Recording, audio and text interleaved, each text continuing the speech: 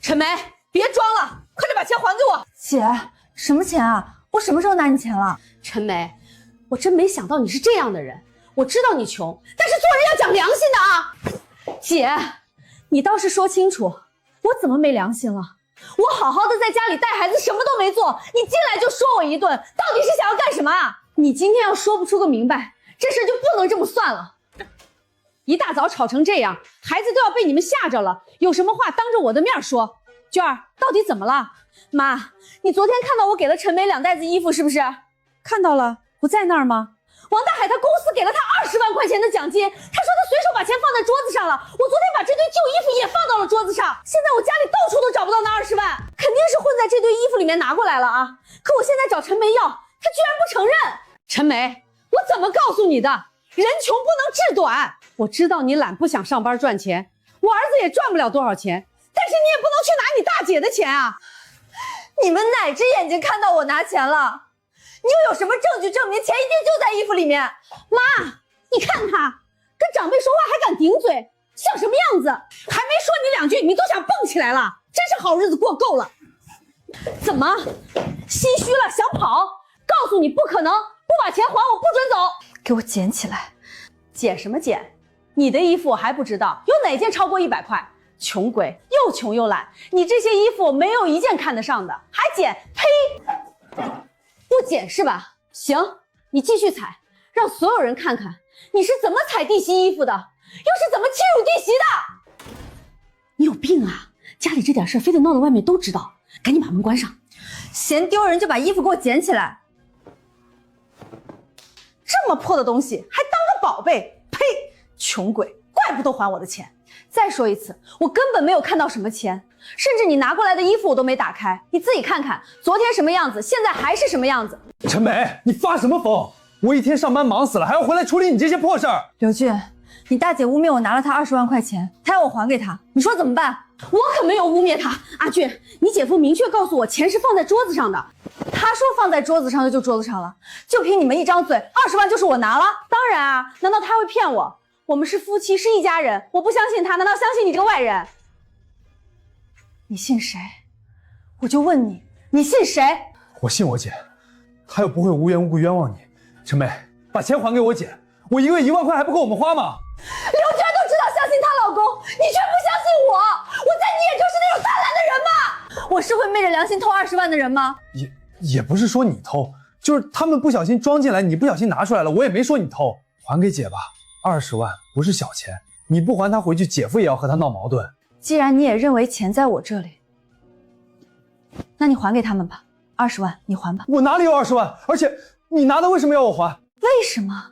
刘俊，我们是夫妻啊，我们荣辱与共啊，我拿了钱就该你还啊。我又没拿。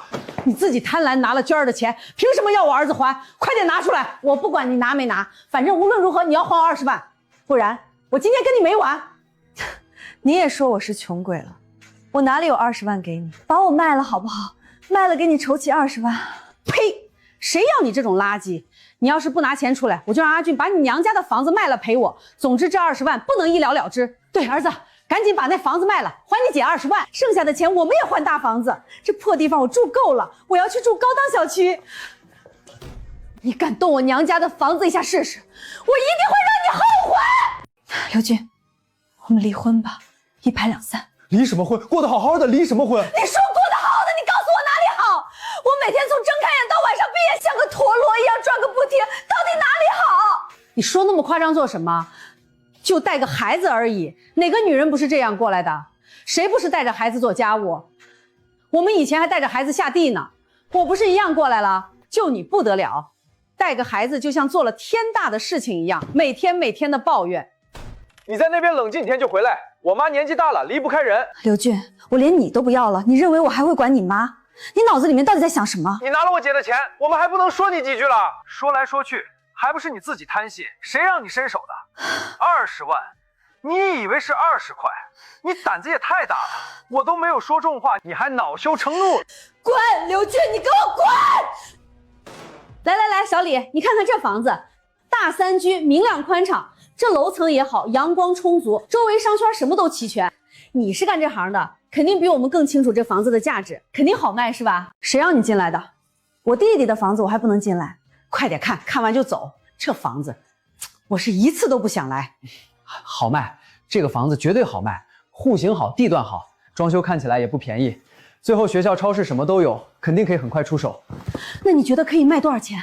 看样子130平米，每平米3万算，可以卖400万左右吧。当然，如果你们很急的话，就要打折，少个5万左右。好，我们交给你了，你赶紧挂出去，越快卖了越好。当然尽量往高了报价哈，到时候我们在买房子的时候还找你。那个，麻烦把房产证给我，我得核对一下。傻了，没听到吗？把房产证拿出来。我凭什么给你？卖房子不给房产证，我怎么卖？这是我的房子，你有什么资格卖？出去，不要惹我！你简直不可理喻！这房子都空2年了，你宁愿这么空着也不卖掉换成钱，简直是脑子有泡！赶紧把他们给我弄走，不然别怪我不客气。你为什么非要和他们对着干？卖了不就行了？反正也是空着。我姐我妈他们也是为了你着想，卖了赶紧还我大姐的20万，然后我们买套新房子不好吗？好个毛线！刘俊休想打我房子的主意，离婚，我要跟你离婚！有毛病。那这房子卖还是不卖？我是房主，你看我像卖房的样子吗？这也是我弟弟的房子，凭什么你说不卖就不卖？陈梅，你搞清楚，你家里已经没人了。我们刘家现在才是你的依靠，是你的归宿。脑子不灵光，居然还不听我们的话。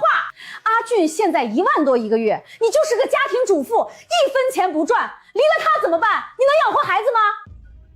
你拿我那20万，我只当是你穷怕了，一时糊涂，你把这房子卖了还给我就是，我不跟你多计较。你就那么相信王大海把钱拿回来了？当然，我们10几年夫妻，我怎么不相信他？是吗？你刚才说话的时候眼神往右下角躲了一下。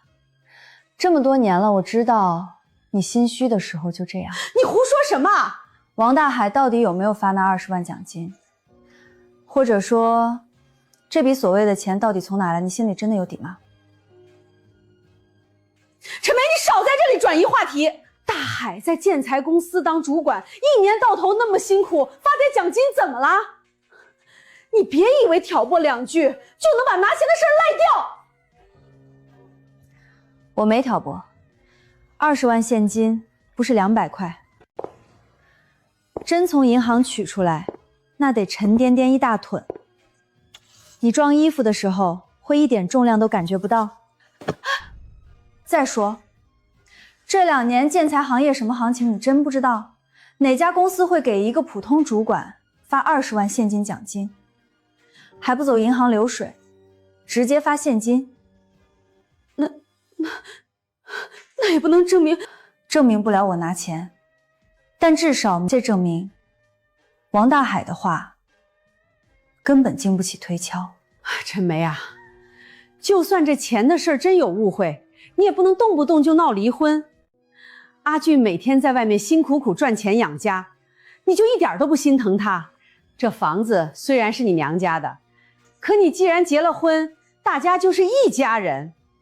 你姐现在遇到难处，你这个做弟媳妇的帮一把，不是理所应当吗？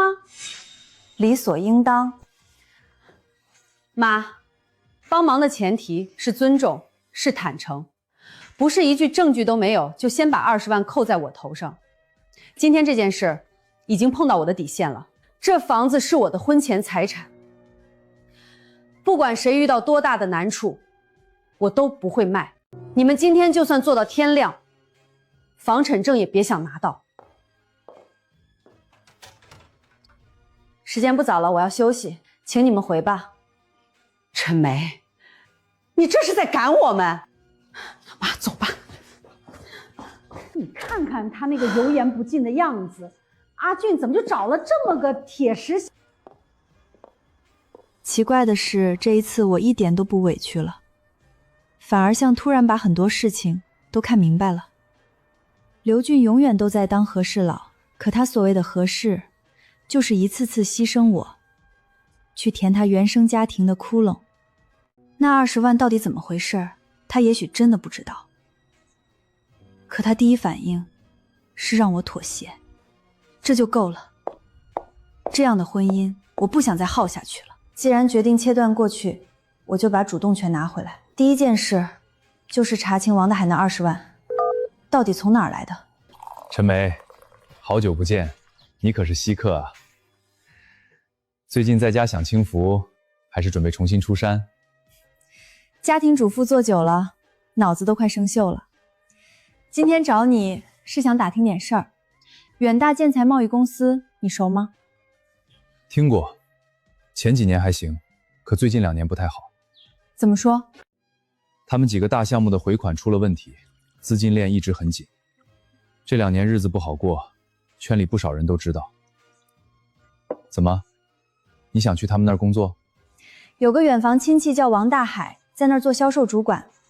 听说公司最近效益很好，直接发了他20万现金奖金。现在建材行业这么起劲吗？20万奖金？不可能，绝对不可能。远发上个月连底薪都拖了半个月，不少老员工都准备走了。这种时候给主管发20万奖金，想都别想。他们老板现在去银行贷200万都费劲，还20万现金不走流水，这不是奖金，这是编故事。也就是说，这20万根本不可能是公司发的。至少公司发奖金这句话肯定是假的。果然，王大海撒这个谎，绝不只是为了骗刘娟，他是想拿那20万做文章，把自己的窟窿甩到我头上。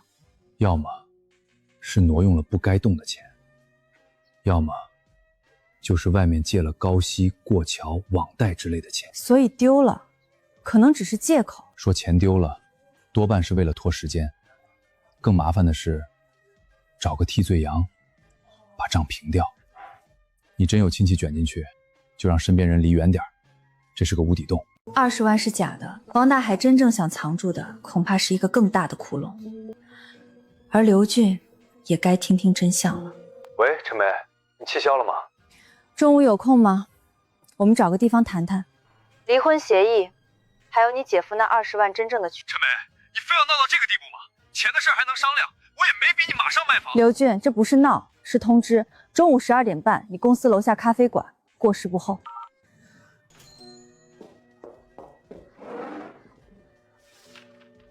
看看吧，没什么意义，就签字。什么东西？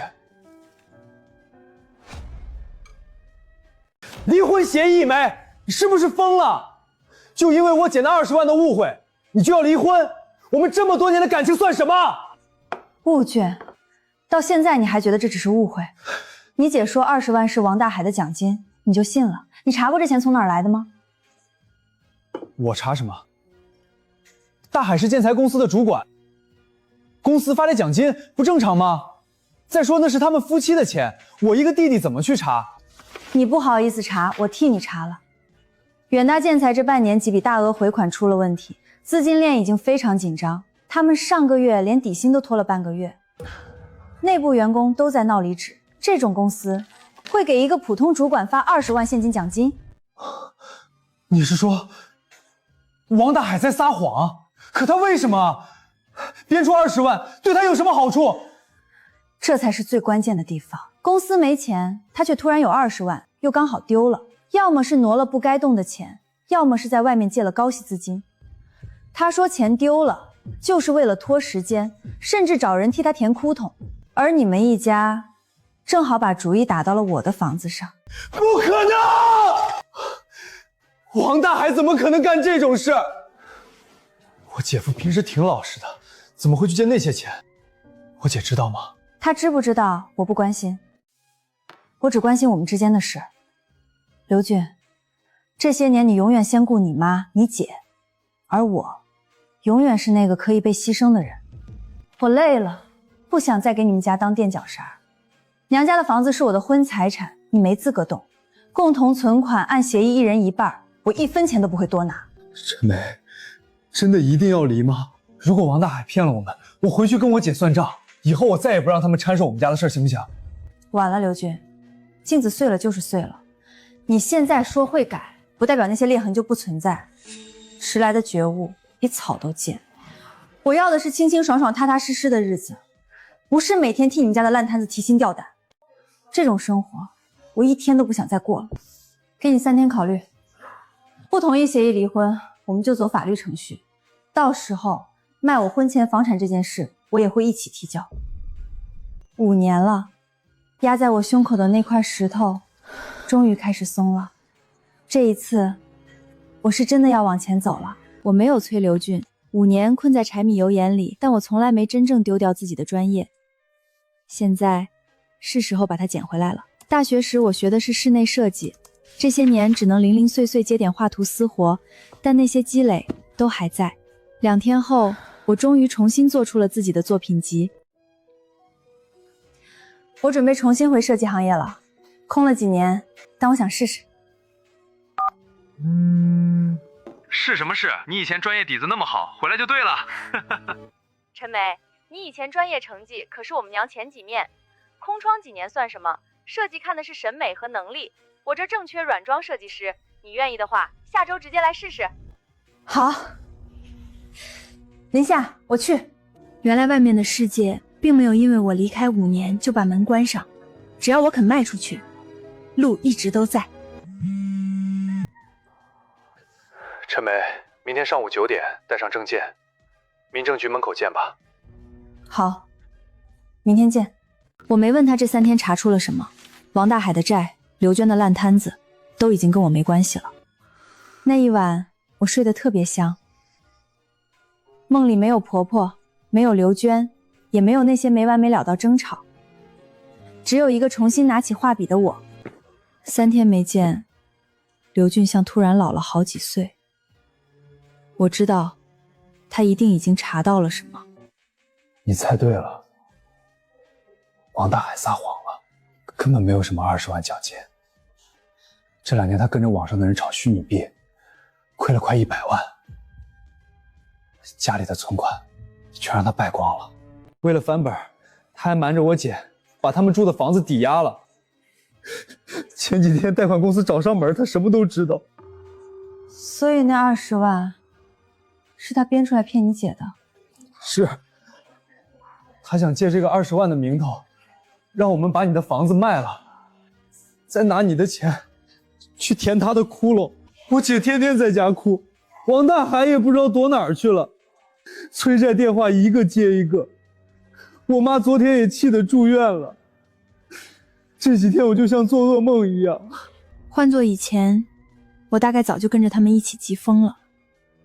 可现在听着这些，我竟然什么感觉都没有，就像在听一件跟我毫无关系的事。刘俊，每个人都得为自己的选择买单。王大海选了贪婪，你姐选了盲目信任，还想算计别人，而你选的是一次次无底线偏袒你的家人。现在不过是轮到你们自己承担后果了。请 A015号到3号离婚登记窗口办理。双方都是自愿申请离婚，对吗？对。对。从今天开始有30天离婚冷静期，30天后你们双方都要亲自过来办理离婚证，逾期没来就视为撤回申请。陈梅，这30天里真的一点余地都没有了吗？只要你回来，我工资以后全交给你，我也再不管我姐家的事儿了。刘俊，迟来的深情比草都贱，我已经往前走了，你也别总回头。别人眼里的30天是离婚冷静期，对我来说却是重塑人生的黄金起跑线。从今天起，我只管往前跑。欢迎正式入伙，那个靠窗的位置以后就是你的地盘。好久没这种感觉了，几年没碰，生疏很正常。先熟悉软件，这几天我带你跟几个小项目找手感。给我一点时间，我能追回来。很累，也很难，可这种累比围着灶台算着几10块菜钱的日子痛快多了。因为现在的我正在一点点把自己的人生抢回来。这个项目你自己独立对接。我一个人？对，该让你自己上场了。陈设计师，我预算真的不高，房子才60平，还是老房子，我怕这点钱根本装不出样子。先别急，我们慢慢算。李姐，家不需要多豪华，最重要的是让你回到家能安心，能放松。可预算真的有限。原来的净装能留就留，不乱花钱，灯光、颜色、布里重新搭，照样能把氛围做起来。我尽量花最少的钱，给你做一个真正属于你的家。我想做的不只是一个好看的房子，而是让一个重新开始的人回到家之后不再害怕。这个方案我改了一遍又一遍。陈设计师，这就是我想要的，安安静静的，终于像一个真正属于我的家。以后回到这里就只过你自己的日子。谢谢你，你让我觉得新生活真的可以重新开始。那一刻我突然明白，真正的底气不只是手里有一套房，而是我还能靠自己的能力创造价值，被别人需要。这1个月我没空回头。李姐的单子拿下了，另外2个项目也定了。陈梅，你这状态回来的比我想象中还快。那我得继续加把劲儿，一个项目接着一个项目，我终于重新站稳了。这是我回来后拿到的第1笔丰厚提成，也是这一天30天冷静期正式结束了。这1个月，王大海的债彻底爆了，房子被拍卖，刘娟带着债搬回婆婆家，而刘俊终于成了他们那个无底坑里的人。确认双方自愿离婚没有异议，就签字吧。没有。没有。办好了，以后各自安好。谢谢。5年的婚姻到这里终于彻底结束了。陈梅，以后我还能给你打电话吗？不必了，刘俊，我的新生活已经开始了。离婚半年后，我决定重新装修妈妈留给我的房子，那些属于上一段婚姻的痕迹，我一个都不想留。陈设计师，这个隔断全部拆掉。拆！我要阳光直接进客厅。这一次，没有人嫌贵，也没有人替我做主。每一种颜色，每一件东西，都只按照我的心意来。欢迎回家，陈梅。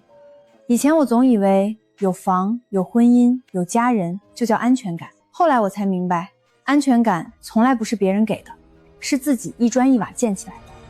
陈梅，来我办公室一趟。又有新项目？这次可不是小项目。靠着前几个项目积下的口碑，我开始真正接触商业空间设计。市中心的高端茶空间，客户叫云姐，人很有品味，对细节也特别挑。竞争很大，几家大公司都盯着这个单子。但我看好你，你那股细腻沉稳的劲儿跟这个茶空间很合。这个项目我全权交给你。好，我接。这个项目我不想只做得好看，我要把茶的安定、自然和时间感真正做进空间里，所以每一种材料我都得亲自挑。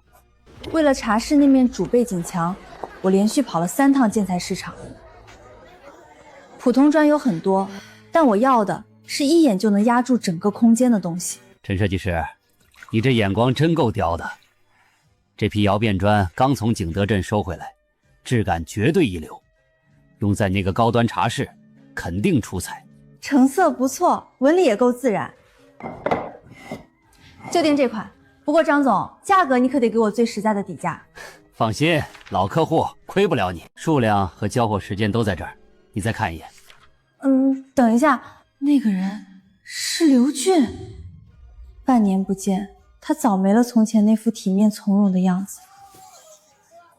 老板，再便宜点吧，这个价已经到底了，再低真没法卖。外面那男的最近经常来，听说家里出了大事，亲戚欠了一屁股债，人还跑了，他老娘又中风偏瘫了。现在白天上班，周末还得来淘最便宜的建材，听说是想把家里改一改，好让轮椅能进出。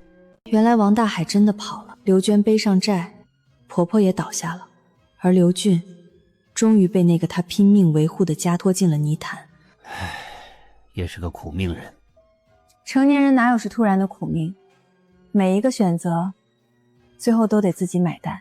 合同没问题，就按这个来。放心，交货我亲自盯着。行，那我先走了。我不需要再跟刘俊争一个输赢，命运已经替所有人把答案写清楚了。半年前我用自己的积蓄全款买了这辆车，它不贵，却是我靠自己挣来的，也是我重新掌控生活以后长出的另一双翅膀。半年后，我们第一次真正面对面撞上了。他看我的眼神里有震惊，有后悔，更多的却是连他对自己都藏不住的自卑。你最近还好吗？曾经我等了那么久，想等他问一句我好不好，现在听到了，却已经不需要回答了。最好的报复，从来不是看着他倒霉再踩上一脚，而是有一天再见到他，我心里连恨都没有了。真正的放下，是我已经走得足够远，远到他曾经给我的伤害，再也掀不起一点波澜。砖找到了，方案也该去交了。下一站，云姐的公司。云姐，这个茶空间我不想做成传统的堆叠式奢华，贵重的东西摆满，不代表空间真的有质感。那你想做成什么样？我想让它成为一个能让人真正安静下来的地方。走进来以后，外面的焦虑和喧闹都先放下。尤其对现代女性来说，空间也应该给人力量。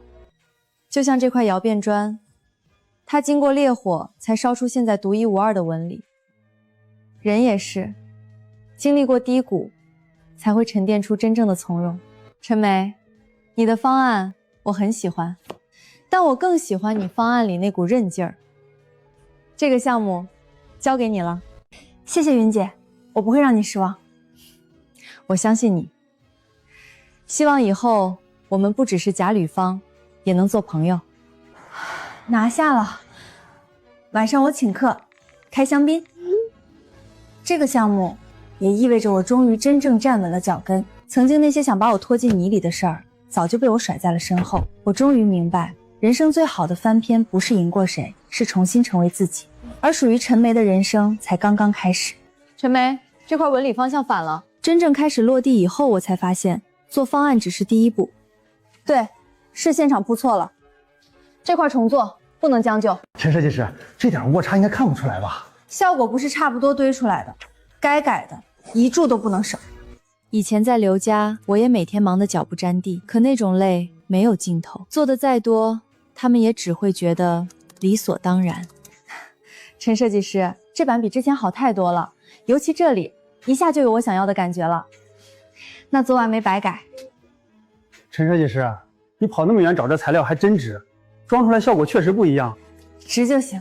现在的累和过去完全不一样，我的每一分付出都有回应，每一次努力都看得见结果，这种感觉真的会上瘾。云姐，您找我？这批砖你没白跑3趟。陈梅，你有没有想过以后自己做？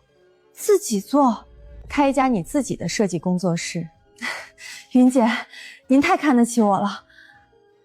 我才刚回来没多久，回来多久不重要。有人做设计10年，也只会追着流行跑，但你不是。你有审美，也懂客户。最重要的是，你知道人为什么需要一个空间。以前我以为设计就是让房子变漂亮，后来才懂，有些人想要的不是豪华，只是关上门以后，终于能松一口气。难怪我那么懂李姐想要什么，也知道您为什么不喜欢那些堆出来的奢华，因为你自己真正需要过一个家。工作室的事儿，我暂时还没想那么远，那就慢慢想。女人最怕的不是走得慢，是走着走着又把方向交给了别人。这句话我记了很久。今天大家要是觉得这个地方舒服，可别只夸我，真正该找的人是他。陈梅，整个空间的主设计师。原来是陈设计师，难怪这里感觉这么舒服。谢谢云姐，也谢谢大家喜欢。茶空间开业不到1个月，我连续接到了4个新咨询。陈设计师，我想做一个女性美容会所，是云姐推荐您的。可以，您先把面积和预算告诉我。我这边想改一间私人书房，也想跟您聊聊。其中2个都是云姐介绍来的。陈梅，你现在比我这个老板还忙，那你给我涨工资？涨，提成也涨。这么大方，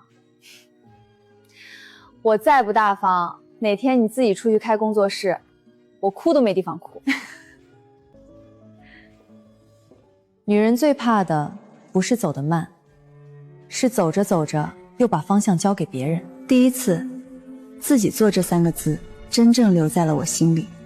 这一次，我不想再为了任何目标孤注一掷。真正的独立，也不是嘴上说一句我要靠自己，是机会真的来的那天，我已经有能力把它稳稳接住。那段时间，女儿刚开始上幼儿园，每天送她进去，成了我最踏实的一个。晚上早点来接我。好，妈妈一定早点来。说好了哦。说好了。看着女儿开心的模样，才明白，当初离开刘家，比我签下多少项目、赚多少钱都重要。因为我救的不只是自己，我也让女儿看见，女人的人生不需要靠委屈自己来换完整。3个月，我终于攒下了一笔让我真正安心的钱，终于够了。林夏，你突然给我个地址干什么？明天下午去看看，去了你就知道。怎么样？你让我看的就是这里，房东是我朋友，租金能给你最低价。林夏，你什么意思？还能什么意思？陈设计师，该自己做了。我什么时候说过我要开工作室？嘴上是没说，可你又学管理，又算成本，又整理供应商，连工作室名字都偷偷想了7、8个，还装呢。